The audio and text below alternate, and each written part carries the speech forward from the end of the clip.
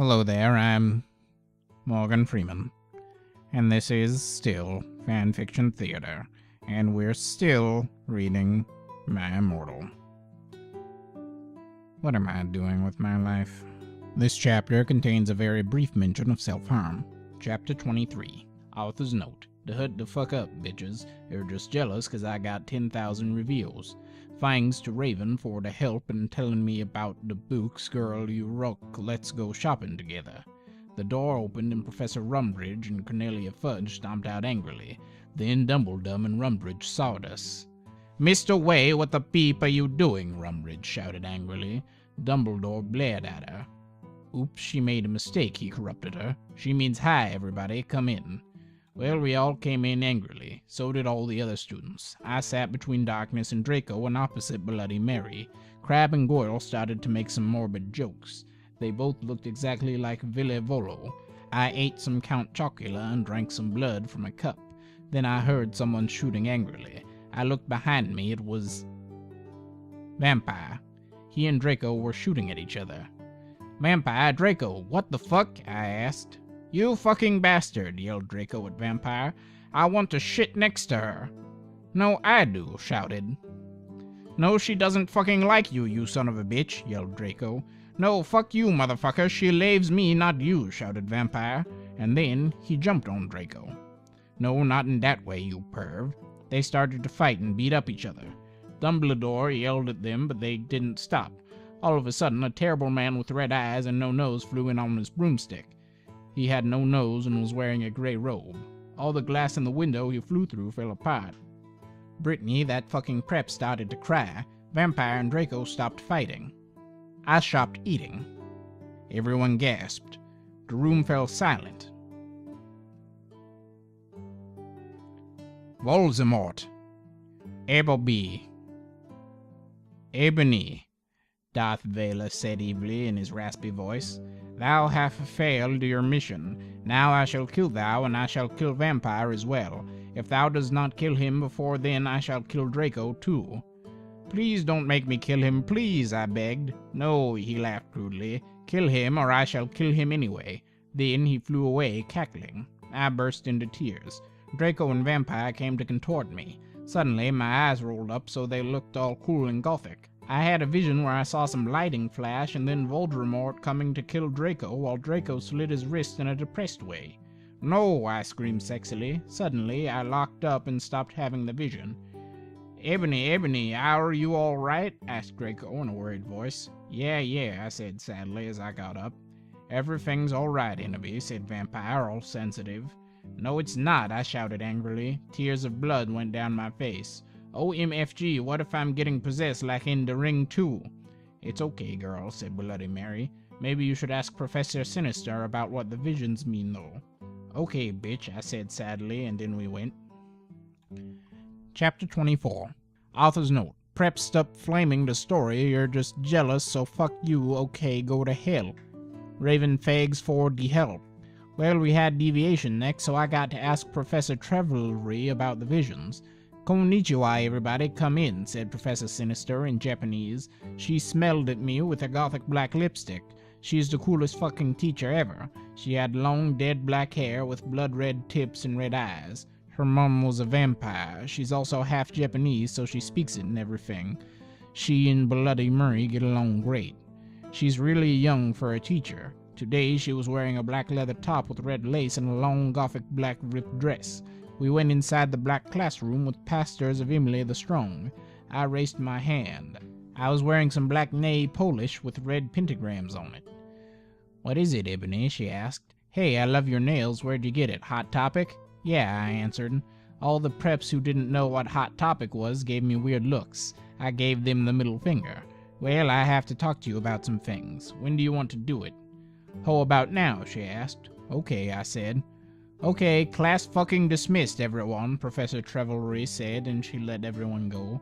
Except for you, Brittany, she pointed at Brittany and some other preps. Please do exercise, get it? 1 on page 3. Okay, I'm having lots of visions, I said in a worried voice.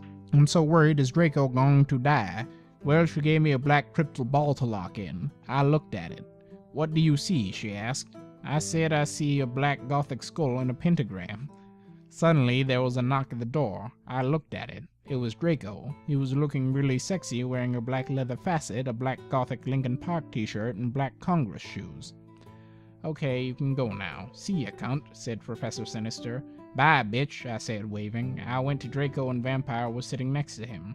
We both followed Draco together, and I was so exhibited. Chapter 25. Author's note. Stop flaming, okay? If you do not, then I'll tell Justin to bet you up. And I'll tell Alden Reds to put virtues on your computer. Fuck you! Raven, fangs for to help. I was so excited. I followed Draco, wondering if we were going to do it again. We went outside, and then we went into Draco's black car. Ebony, what the fuck did Professor Trevelry say? Whispered Draco, potting his gothic wit hand with black nail polish on mine. She said she would tell me what the visions meant tomorrow, I grumbled in a sexy voice. He took out a harrowing cabaret and spiked it, and gave it to me to spork. He started to fly the car into a tree. We went to the top of it. Draco put on some MCR. And all the things that you never ever told me, and all the smiles that are ever gonna haunt me, sang Gerard's sexy voice. We started tiling of each other's clothes fervently. He took of my black thong and my black leather bar. I took of his black boxers. Then he put his trobbing you-know-what in my tool sexily. OMFG, Draco, Draco, I screamed, having an orgasm. We stated Frenching passively. Suddenly, I fell asleep. I started having a dream. In it, a black guy was shooting two gothic men with long black hair. No, please don't fucking kill us, they pleaded, but he just kept shooting them. He ran away in a red car. No, oh my fucking god, I shouted in a scared voice. Ebony, what's wrong? Draco asked me as I woke up, opening my icy blue eyes. I started to cry, and tears of blood went down my face. I told Draco to call Vampire. He did it with his black Linkin Park mobile. But the worst thing was who the people who were shot in the dream were. Lucian and Sirius. This chapter contains very brief mentions of self-harm. Chapter 26. Author's note. Prep stop flamins destroy, okay? If you do not like the story, then go fuck yourselves, you fucking prep. You suck. Oh, why? And I wasn't being racist, okay? A few mutates later, Vampire came to the tree. He was wearing a black leather Jackson, black leather pants, and a good Kralut t-shirt. Hi, Vampire, I said flirtily as I started to sob. Draco hugged me sexily, trying to confront me. I started to cry tears of blood and then told them what happened. Oh, fuck it, Vampire shouted angrily. He started to cry sadly. What fucking dick did that? I don't know, I said. Now come on, we have to tell Dumbledore. We ran out of the tree and into the castle. Dumbledore was sitting in his office. Sire, our dads have been shot, Draco said while we whipped some tears from his white face. Enoby had a vision in a dream. Dubliota started to cockle. Ha ha ha ha, and how do you expect me to know Ebony's not divisional? I glared at Dumbledore. Look, motherfucker, he said angrily as Dumbledore gasped. See, is that toot-off crackter? You know very well that I'm not decisional. Now get some fucking people out there to look for Ceres and Lucian. Pornto. Okay, he said in an intimated voice. Where are they? I thought about it. Then, all of a sudden, Longden, I said. I told him which street.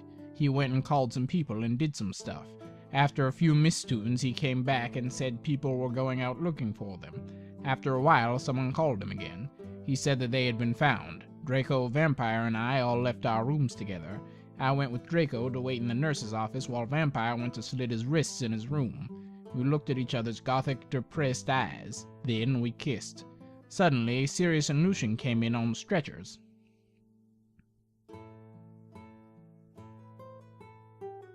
And Professor Sinister was behind them. This chapter contains brief references to self-harm. Chapter 27. Vampires will never hurt you. Author's note. You know what? I do not give a fuck what you preps think about me.